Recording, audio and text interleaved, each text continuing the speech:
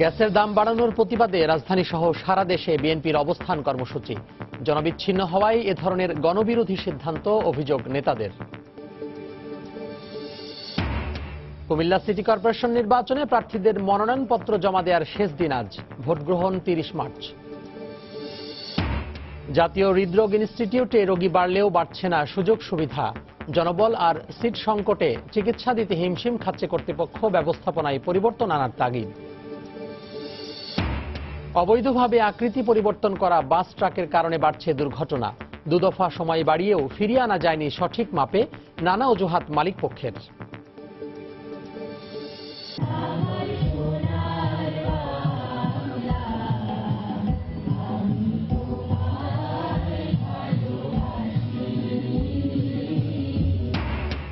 ঐতিহাসিক ২রা মার্চ উপলক্ষে ঢাকা বিশ্ববিদ্যালয়ের বটতলায় পতাকা উত্তোলন। ৭১-এর এই দিনেই অস্তিত্ব আর অধিকারের জানান দিয়েছিল বাঙালি জাতি।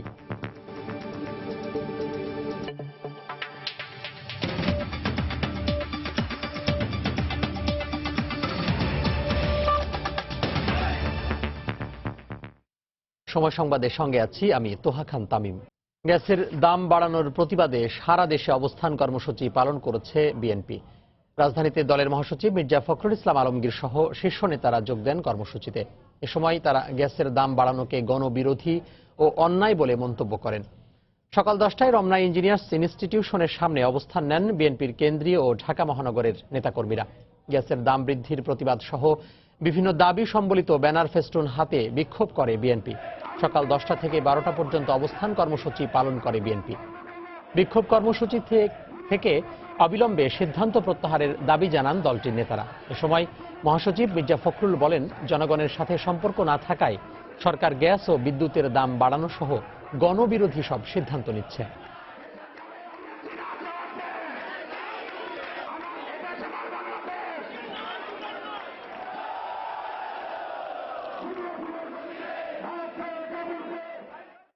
একটি অগণতান্ত্রিক সরকার জনগণের আশা আকাঙ্ক্ষার প্রতিফলন তারা ঘটাতে পারেন।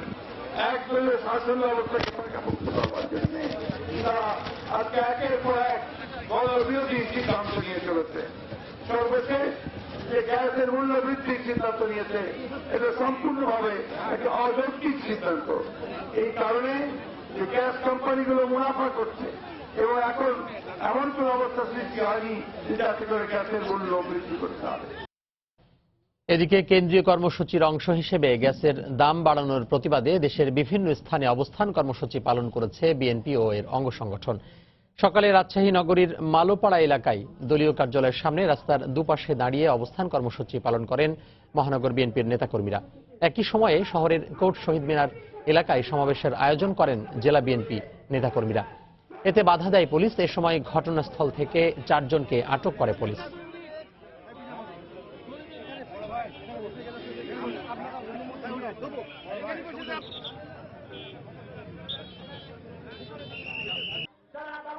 বরিশাল নগরীর দলীয় কার্যালয় চত্বরে অবস্থান কর্মসূচি পালন করেন মহানগর বিএনপি ও এর অঙ্গ সংগঠনের নেতাকর্মীরা। এতে বিএনপির কেন্দ্রীয় যুগ্ম মহাসচিব অ্যাডভোকেট মুজিবুর রহমান সারোয়ার সহ দলীয় নেতাকর্মীরা অংশ নেন। এ সময় বক্তারা জ্বালানি গ্যাসের দাম বাড়ানোর প্রতিবাদ জানান।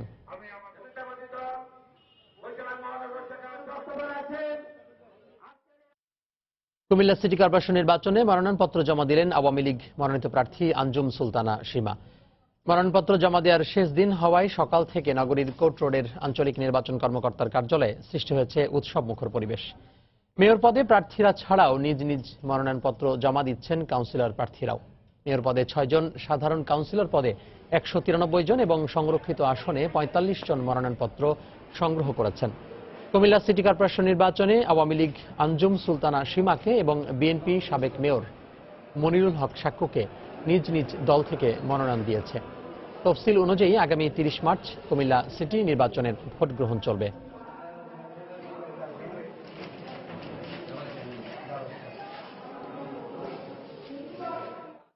কুমিল্লার মানুষকে নিয়ে বসে এক এক করে চিহ্নিত করে সবাইকে নিয়ে কাজ করে এগুলো দূর করার চেষ্টা করব। কুমিল্লার মানুষ সকলেই আমার লোক, সকলেই আমার বন্ধু, সকলকে নিয়ে আমি একসাথে কাজ করব।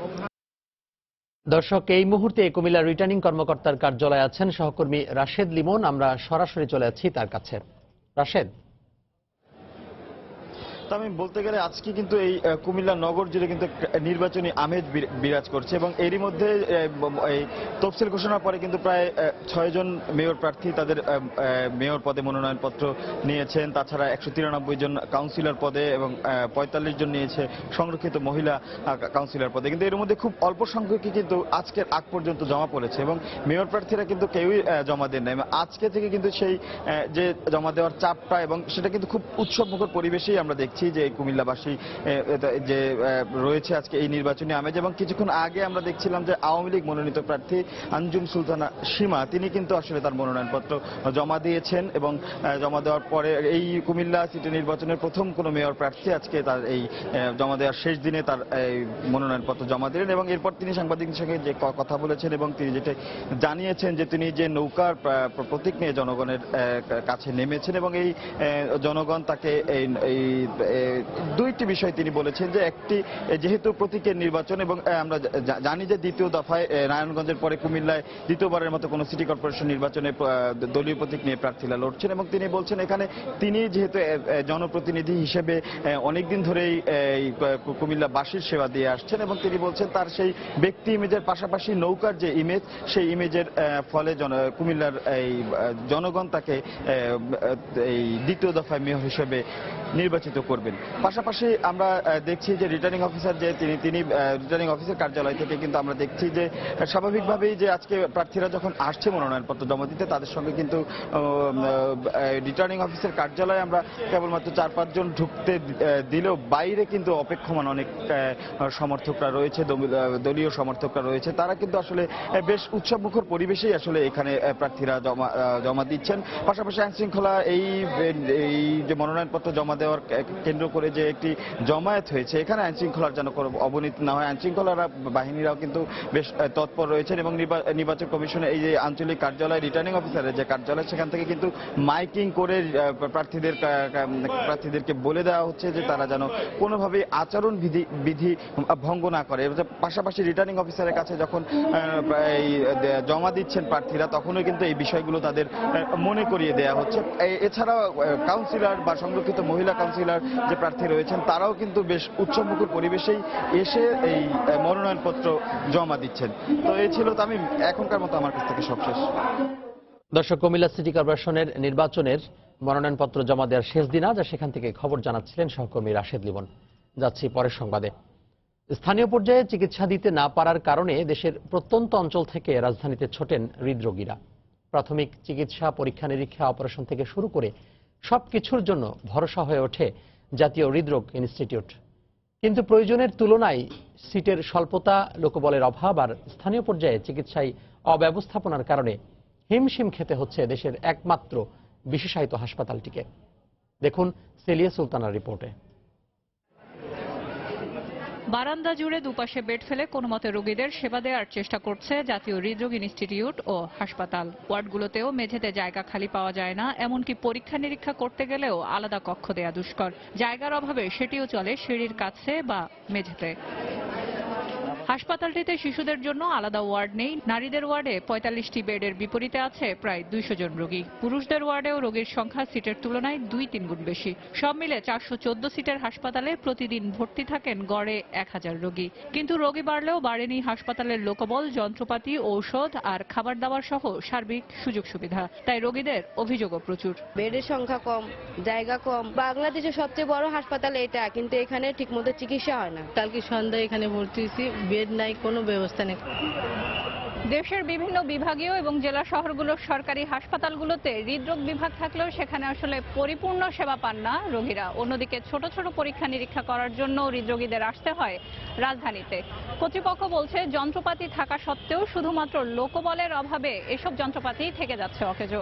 এজন্য রোগীদের যেমন পড়তে হচ্ছে ভোগান্তিতে, অন্যদিকে সক্ষমতা না থাকা সত্ত্বেও এই ইনস্টিটিউটকে নিতে হচ্ছে রোগীদের বাড়তি চাপ। সিরাজগঞ্জ থেকে শুধু এই এনজিওগ্রাফ করার জন্য আমার এনজিওগ্রাফ করার জন্য আমি এখানে নিয়ে আসছি। এখানে আসছিল আমার ইকো করানোর জন্য। পোলা ডাক্তারে বলছে যে হাড়ের সমস্যা হয়েছে ঢাকা নিয়ে যা আসলে পরীক্ষা দেয়, ওষুধ দেয়, চলে যায়, ব্যথা কমে যায়। এরকম করতে করতে যে 3 বছর ধরে আমি এই হাসপাতালে আসা যাওয়া করতেছি। রোগীর সংখ্যা বাড়ানোর একটাই কারণ যে আমরা কিন্তু নো বলতে পারি না কোনো পেশেন্টকে, কিন্তু অন্য যে কোনো হসপিটালে ঢাকা শহরে যাবে দেখেন তারা বলে দিবে যে বেড খালি নাই বলে একটা সিল মেরে আমাদের কাছে পাঠিয়ে দিবে। আমাদের যেটা করতে হবে, ঢাকার বাইরে যে হসপিটালগুলো টেকনিক্যালি তাদের আরো সাউন্ড করতে হবে, আরো ট্রেনিং দিয়ে এবং ম্যান পাওয়ারগুলোকে ওখানেও পর্যাপ্ত ম্যান পাওয়ার বাড়াতে হবে। এদিকে চিকিৎসা বিশেষজ্ঞরা বলছেন বিশেষায়িত হাসপাতালগুলোর ব্যবস্থাপনায় পরিবর্তন আনা উচিত। সরকারি হাসপাতালে অনেক চার্জ দেয়, ফি নেয়, কিন্তু এই ফি তো চলে যাচ্ছে রেভিনিউতে। হাসপাতালের তো এটা খরচ করার ক্ষমতা নেই। তাহলে সরকার হেলথ সেক্টর থেকে রেভিনিউ কালেক্ট করছে, হয়তো সে বাজেট দিচ্ছে, কিন্তু ইমিডিয়েট যে খরচটা আমরা যদি করতে পারতাম তাহলে অনেকগুলো জিনিস কিন্তু এখানে হতো। বিশেষজ্ঞরা বলেন স্থানীয় পর্যায়ে প্রাথমিক চিকিৎসা নিশ্চিত করা গেলে হৃদরোগীদের মৃত্যুর আশঙ্কা 25% কমে আসে। সেলিয়া সুলতানা, সময় সংবাদ, ঢাকা। 2 দফা সময় বেঁধে দিয়েও অবৈধভাবে আকৃতি পরিবর্তন করা ট্রাক, লরি, কাভার্ড ভ্যান ও বাসগুলোকে নিয়ম মানাতে পারছে না বিআরটিএ। মূল মাপের চেয়ে আকৃতি বাড়ানো এসব যানবাহনে আবার লাগানো হয় বাড়তি বাম্পার। এতে দুর্ঘটনা বাড়ার উদ্বেগ বাড়লেও নানা অজুহাতে যানবাহনের বাড়তি কাঠামো খুলতে নারাজ মালিকরা। তবে বিআরটিএ বলছে সড়কে নিরাপত্তার স্বার্থে আইন মানতেই হবে যানবাহনগুলোকে। তাফসির বাবুর রিপোর্ট। বাংলাদেশে যেসব ট্রাক ও যাত্রীবাহী বাস চলাচল করে সাধারণত সেগুলোর চেসিস আমদানি করা হয় বিদেশ থেকে, পরে দেশে তৈরি করা হয় বডি। আর তা করতে গিয়েই বেশি যাত্রী বা মালামাল বহনের জন্য অবৈধভাবে বাড়ানো হয় যানবাহনের আকার।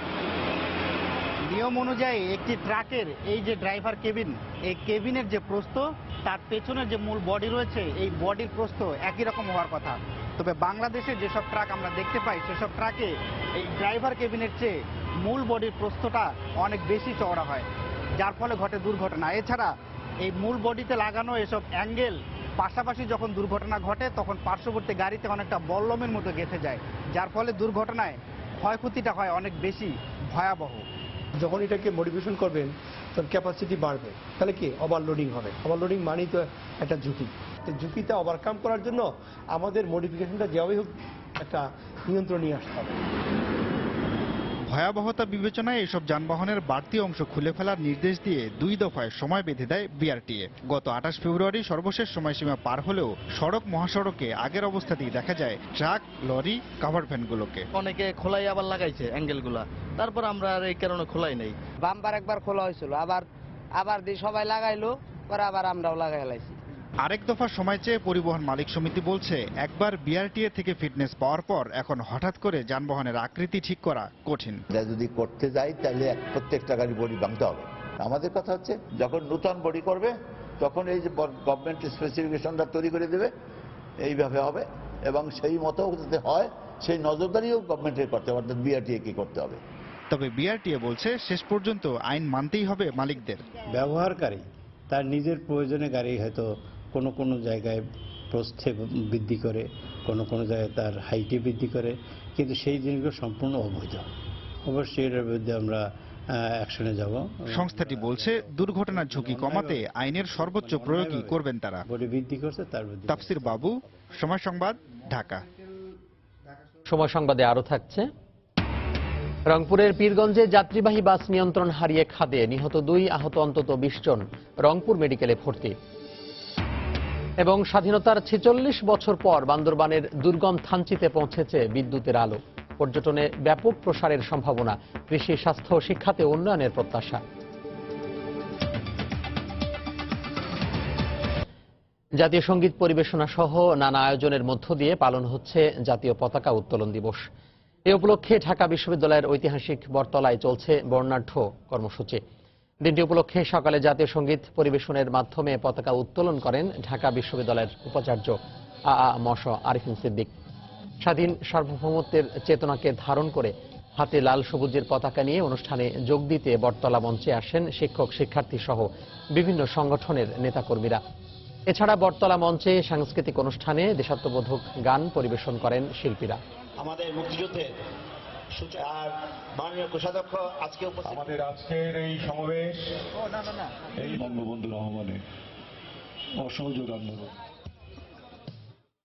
আজ ঐতিহাসিক 2রা মার্চ। 71-এর এই দিনেই পূর্ব পাকিস্তানের ভূখণ্ডে উত্তোলন করা হয় স্বাধীন বাংলাদেশের প্রথম পতাকা। বাঙালিরা নিজের অধিকার আর অস্তিত্বকে পতাকা উত্তোলনের মাধ্যমে তুলে ধরেছিল বিশ্বের সামনে। সেদিন পাকিস্তানি শাসক গোষ্ঠীর শোষণ আর নিপীড়নের বিরুদ্ধে ফুঁসে উঠেছিল আমজনতা। মুক্তি সংগ্রামীরা বলছেন, যে স্বপ্ন নিয়ে বাংলার বুকে পতাকা উড়িয়েছিলেন তারা, তার বাস্তবায়নে আরো অনেক পথ অতিক্রম করতে হবে। দর্শক দেখুন আমার তৈরি একটি রিপোর্ট। পুরান ঢাকার আব্দুল মান্নান গত ৩৫ বছর ধরে এভাবেই লাল সবুজের মিশেলে তৈরি করে চলেছেন জাতীয় পতাকা। উৎসবের দিনগুলোতে পতাকা উড়তে দেখলে গর্বে বুকটা ভরে ওঠে তার। পতাকা সেলাইয়ে কখনো লাভ ক্ষতির হিসেব করেননি তিনি। তার কাছে এ শুধু এক টুকরো কাপড় নয়, সবুজে মোড়ানো প্রিয় বাংলাদেশ। ডিসেম্বরটা যখন আসে তখন রাতের বেলা যাওয়ার পর ঘুম মারিয়াও আমরা কাজ করি। মনের একটা আনন্দ হলে সবচেয়ে বড় আর কি, দেশের জন্য আমরা এটি করতেছি বা আমরা করার পরে দেখা যায় হয়তো হাজার হাজার লোকে মন্দিরে টানাইতেছে, তখন মনের মধ্যে খুব আনন্দ লাগে। আব্দুল মান্নানের সেলাই করা আজকের এই পতাকার পেছনে রয়েছে অনেক রক্ত আর ত্যাগের ইতিহাস। 1970 সালের 7ই জুন ঢাকা বিশ্ববিদ্যালয়ের তৎকালীন ইকবাল হলে জড়ো হন ছাত্র নেতারা। সিদ্ধান্ত নিলেন সবুজ জমিনের ওপর লাল সূর্যের মাঝে বাংলার মানচিত্র খচিত পতাকা তৈরির। কেউ আনলো কাপড়, কেউ করলো নকশা। এভাবেই তৈরি হলো বাংলার স্বাধিকারের নিদর্শন। পতাকাটার এই মধ্যখানে যে রংটা, এইটা অঙ্কন করার জন্য শিবনারায়ণ দাস ওকে দিয়ে ওটার অঙ্কন করা হয়। আর এই কাপড় জোগাড় করা, রাত্রেবেলা এগুলি জোগাড় করানো কামরুল আলম খান খসরু সহ তার সাথে আরো অনেকে ছিল। পরে 1971 সালের 2রা মার্চ তৎকালীন ছাত্র নেতাদের ডাকে ঢাকা বিশ্ববিদ্যালয়ের কলাভবনের বটতলায় জড়ো হয় লক্ষ জনতা। আর সেখানেই প্রথমবারের মতো উত্তোলিত হয় লাল সবুজ পতাকা। তবে বিশ্লেষকরা বলছেন, এখনো অর্জিত হয়নি স্বতন্ত্র পতাকার লক্ষ্য। বাংলাদেশ যে চেতনা আদর্শের উপরে ভিত্তি করে সৃষ্টি হয়েছিল, সেই চেতনা আদর্শকে অনেক সময় দেখা গেছে খামচে ধরা হয়েছে, পতাকার মান পরিপূর্ণভাবে রক্ষা করা হয়েছে, এমনটা বলবার সপক্ষে কোনো যুক্তি আমাদের নেই। মুক্তি সংগ্রামীদের মতে আগামী প্রজন্মকে গড়ে তুলতে হবে নৈতিকতা, দেশের প্রতি ভালোবাসা আর অসাম্প্রদায়িক চেতনার ভিত্তিতে। আর তাহলেই তারা গড়ে তুলতে পারবে মুক্তি সংগ্রামীদের স্বপ্নের বাংলাদেশ। এভাবে দেশের প্রতিটি শিক্ষা প্রতিষ্ঠানে প্রতিদিন জাতীয় সঙ্গীত আর জাতীয় পতাকার প্রতি সম্মান জানিয়ে দেশের ভালোবাসায় শিখতে হয় এই শিক্ষার্থীরা। তবে যে ত্যাগ আর তিতিক্ষার পর লাল সবুজের এই পতাকা বাঙালির হয়েছে, তা অক্ষুণ্ণ রাখতে প্রত্যয়ী আগামীর বাংলাদেশ করার কারিগররা। তোহা খান তামিম, সময় সংবাদ, ঢাকা। রংপুরে নিয়ন্ত্রণ হারিয়ে যাত্রীবাহী বাস খাদে পড়ে 3 জন নিহত হয়েছেন। এ ঘটনায় আহত হয়েছেন অন্তত 20 জন। সকালে পীরগঞ্জ উপজেলার ফায়ার সার্ভিস স্টেশনের সামনে এই দুর্ঘটনা ঘটে। পুলিশ জানায়, রংপুর ঢাকা মহাসড়কের পীরগঞ্জের ফায়ার সার্ভিস স্টেশন এলাকায় ঠাকুরগাঁওগামী রূপসী পরিবহনের একটি যাত্রীবাহী বাস নিয়ন্ত্রণ হারিয়ে সড়কের পাশের একটি খাদে পড়ে যায়। এতে ঘটনাস্থলে 2 নারী নিহত হন। এই ঘটনায় আহত হন অন্তত আরো 20 জন। পরে তাদের উদ্ধার করে রংপুর মেডিকেল কলেজ হাসপাতালে নিয়ে যাওয়া হয়। সেখানে আরো একজনকে মৃত ঘোষণা করেন কর্তব্যরত চিকিৎসক।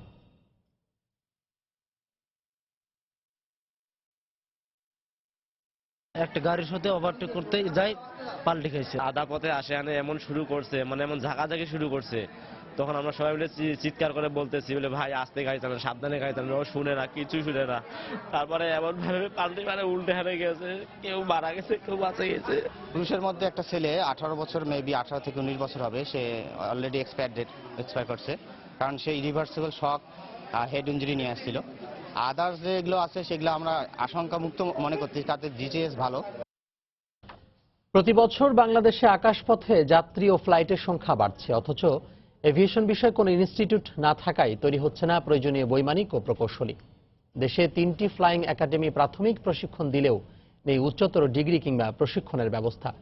চাহিদা মেটাতে উচ্চ বেতনে বিদেশে বৈমানিক নিয়োগ করতে হয় এয়ারলাইন্সগুলোকে। এতে বাড়ছে পরিচালন ব্যয়। সংকট নিরসনে একটি পূর্ণাঙ্গ এভিয়েশন বিশ্ববিদ্যালয় প্রতিষ্ঠার উদ্যোগ নেওয়া হচ্ছে বলে জানান বেসামরিক বিমান পরিবহন ও পর্যটন মন্ত্রী। বিস্তারিত দেখুন হাজিরা শৈলের রিপোর্টে। দেশের অর্থনৈতিক অগ্রগতির সাথে বাড়ছে আকাশপথে যাত্রী। প্রতি বছর 55 লাখ যাত্রী বাংলাদেশ থেকে আকাশপথে বিদেশ ভ্রমণ করে। অথচ 16 কোটি মানুষের এই দেশে বর্তমানে কর্মরত বৈমানিক আছেন মাত্র 300 থেকে 350। হাতে গোনা 3টি ফ্লাইং একাডেমি বৈমানিকের প্রাথমিক প্রশিক্ষণ দিলেও তা অনেক ব্যয়বহুল, তাই প্রশিক্ষণার্থীর সংখ্যাও খুব কম। এছাড়া সেগুলোতে পুরনো মডেলের উড়োজাহাজের ট্রেনিং দেয় উচ্চতর প্রশিক্ষণের জন্য যেতে হয় বিদেশে। পাইলট আমাদের বাইরে থেকে আনতে হয়, ইঞ্জিনিয়ার আমাদের বাইরে থেকে নিতে হয়, যার ন্যাচারালি আমাদের কস্ট অফ অপারেশন বেড়ে যায়। অন্যান্য এয়ারলাইনের সাথে তখন আমরা প্রতিযোগিতায় পারি না। ওদের পিছনে আমাদের খরচটাও অনেক বেশি হয়, যে খরচটা কিন্তু আলটিমেটলি আমরা বাধ্য হচ্ছি প্যাসেঞ্জারদের উপর থেকে নিয়ে আসতে। তবে শাহজালাল আন্তর্জাতিক বিমানবন্দরের কাছেই একটি পূর্ণাঙ্গ এভিয়েশন বিশ্ববিদ্যালয় করার প্রক্রিয়া চলছে বলে জানান বিমান পরিবহন মন্ত্রী। পাইলট স্কুলগুলোকে হেল্প করছি, অন্যদিকে আমরা এভিয়েশন ইউনিভার্সিটি করতে চলেছি। মাননীয় প্রধানমন্ত্রীর অনুমোদন হয়ে গেছে, কলেজ নিয়ম আছে, সেই নিয়ম অনুসারে করবো আমরা। এই বিশ্ববিদ্যালয় প্রতিষ্ঠা না হওয়া পর্যন্ত বিভিন্ন বিশ্ববিদ্যালয়ে এভিয়েশন বিষয় চালু ও বৈমানিকের সংখ্যা বাড়াতে প্রশিক্ষণ বিমানের জ্বালানি তেলের দাম কমানোর দাবি প্রশিক্ষণ একাডেমিগুলোর। ছাত্রকে ট্রেনিং করানোর জন্য বা সব খরচ মিলে প্রায় 30-32 লাখ টাকা লাগছে। এর মূল কিন্তু 30-40% কস্ট চলে যাচ্ছে তেলের জন্য। এই তেলের কস্টটা যদি আমরা কমাতে পারতাম তাহলে কিন্তু আলটিমেটলি অনেক আমরা সাশ্রয় হতে পারতো। সিমুলেটরটা একটা খুব বড় ব্যবসা। আমরা যদি বাংলাদেশে একটা সিমুলেটরও স্থাপন করতে পারতাম, বিভিন্ন স্পেসিফিকেশন সিমুলেটর আছে, সেক্ষেত্রে আমরা শুধু আমাদের যে ক্যাপ্টেন তৈরি করবো তা না, আমরা বিদেশি ক্যাপ্টেনও ঢাকায় এনে প্রশিক্ষণ দিতে পারতাম। বর্তমানে বাংলাদেশে 3টি ফ্লাইং একাডেমি থেকে বছরে মাত্র 30 থেকে 40 জন পাইলট তৈরি হচ্ছে। হাজিরা শিউলি, সময় সংবাদ, ঢাকা। সময় সংবাদে আরো থাকছে। এবার যুক্তরাষ্ট্রের অ্যাটর্নি জেনারেলের বিরুদ্ধে রাশিয়ার সঙ্গে গোপনে যোগাযোগের অভিযোগ। মার্কিন নির্বাচনে রুশ হস্তক্ষেপ তদন্তে একমত কংগ্রেসের গোয়েন্দা কমিটি।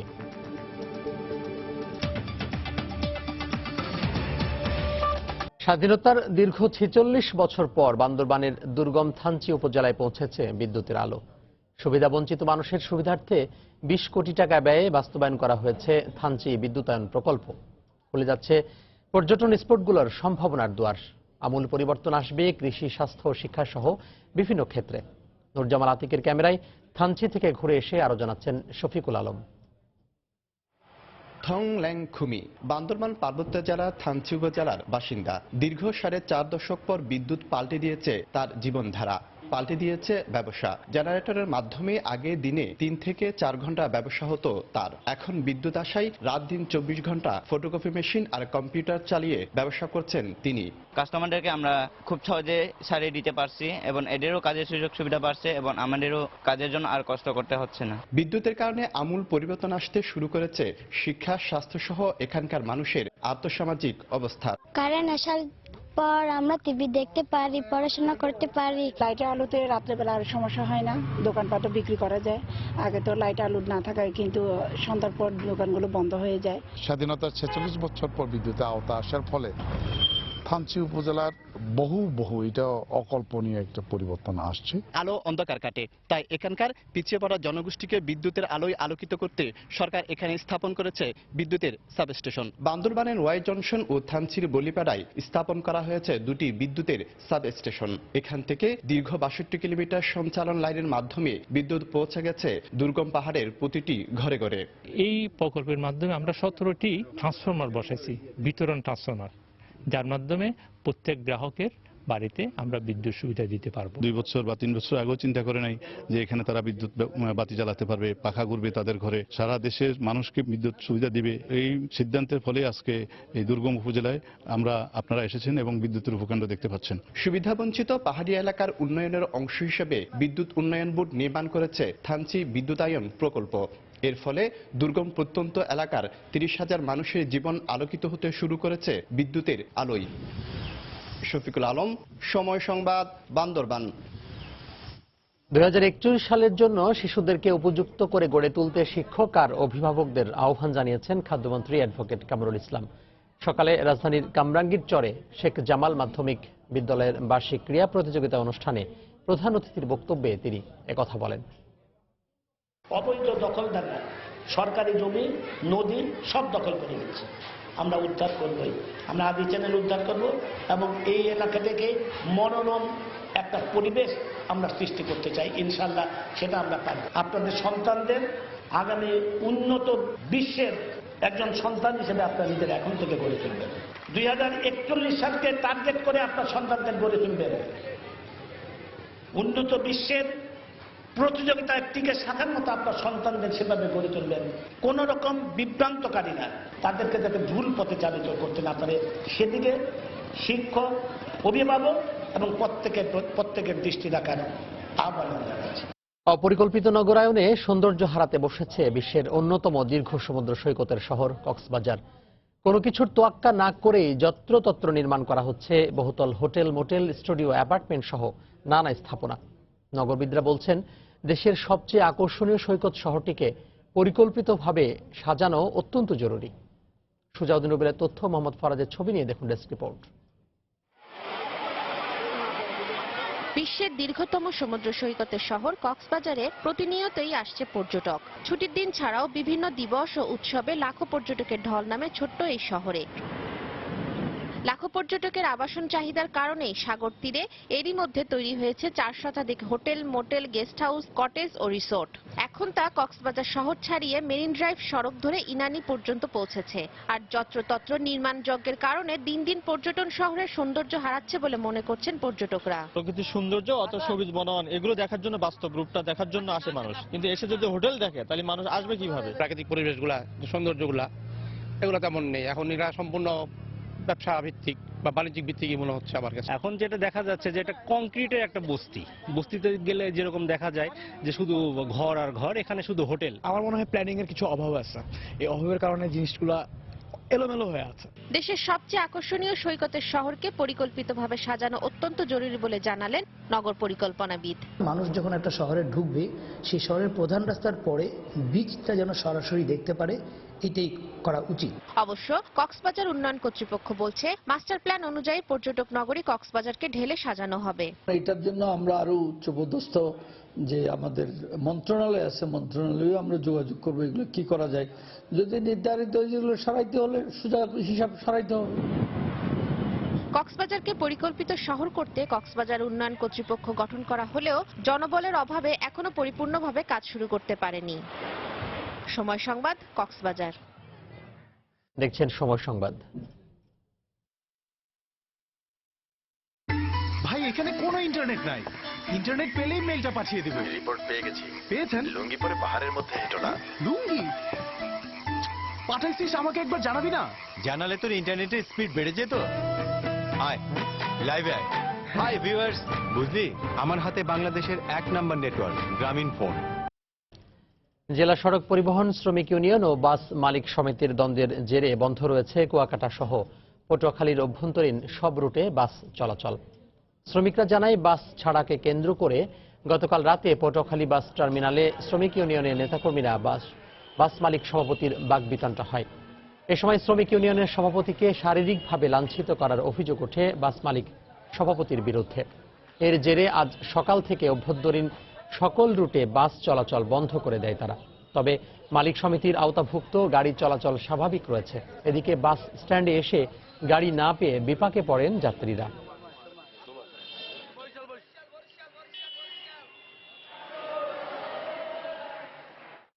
মালিক সমিতি আর শ্রমিক ইউনিয়নের দ্বন্দ্বের জন্য আমাদের গাড়ি চলে না। মালিক সমিতির সভাপতি আইসা কোনো টাইম দিল না, শ্রমিক ইউনিয়নের সেক্রেটারি সেবেরে অহেতুকভাবে মারামারি করলো। এই কারণে আমরা গাড়ি বন্ধ করছি।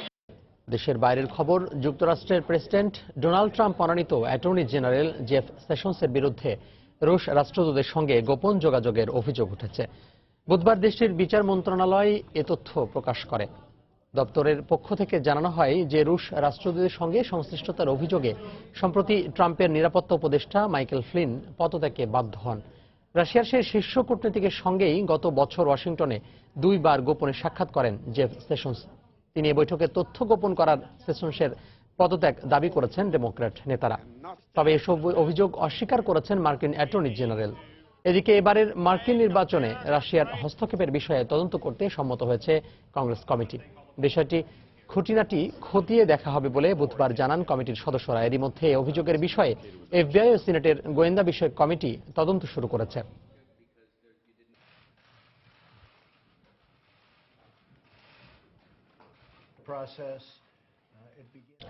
লা লিগার খবর। মেসি, নেইমার, সুয়ারেজের গোলে স্পোর্টিং গিজনের বিপক্ষে 6-1 গোলের বড় ব্যবধানে জয় পেয়েছে বার্সেলোনা।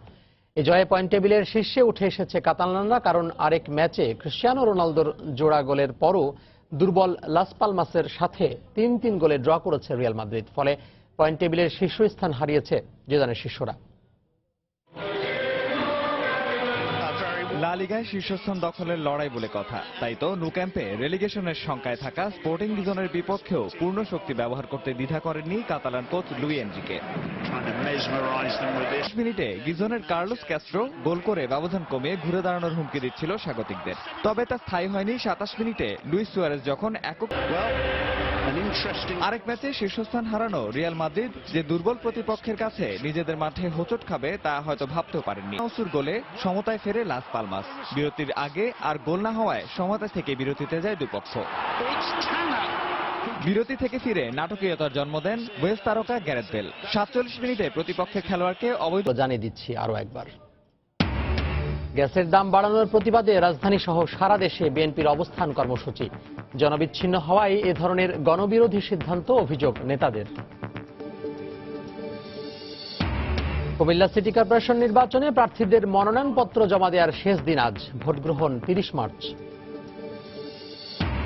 জাতীয় হৃদরোগ ইনস্টিটিউটে রোগী বাড়লেও বাড়ছে না সুযোগ সুবিধা। জনবল আর সিট সংকটে চিকিৎসা দিতে হিমশিম খাচ্ছে কর্তৃপক্ষ। ব্যবস্থাপনায় পরিবর্তন আনার তাগিদ। অবৈধভাবে আকৃতি পরিবর্তন করা বাস ট্রাকের কারণে বাড়ছে দুর্ঘটনা। দুদফা সময় বাড়িয়েও ফিরিয়ে আনা যায়নি সঠিক মাপে, নানা অজুহাত মালিক পক্ষের।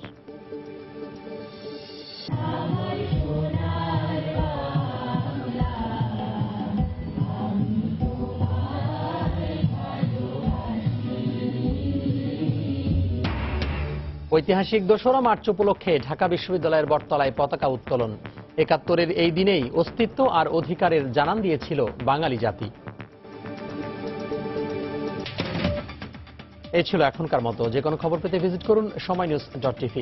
যে কোনো বাংলা লিঙ্ক ও রবি নম্বর থেকে সময় সংবাদের খবর, অনুষ্ঠান সম্পর্কে জানতে এবং যে কোনো তথ্য সময় সংবাদকে জানাতে ডায়াল করুন 16242 নম্বরে। এছাড়া এইমাত্র পাওয়া খবর মোবাইলে পেতে SMS করুন *BN লিখে পাঠিয়ে দিন 16242 নম্বরে। আর সঙ্গে থাকুন সময়।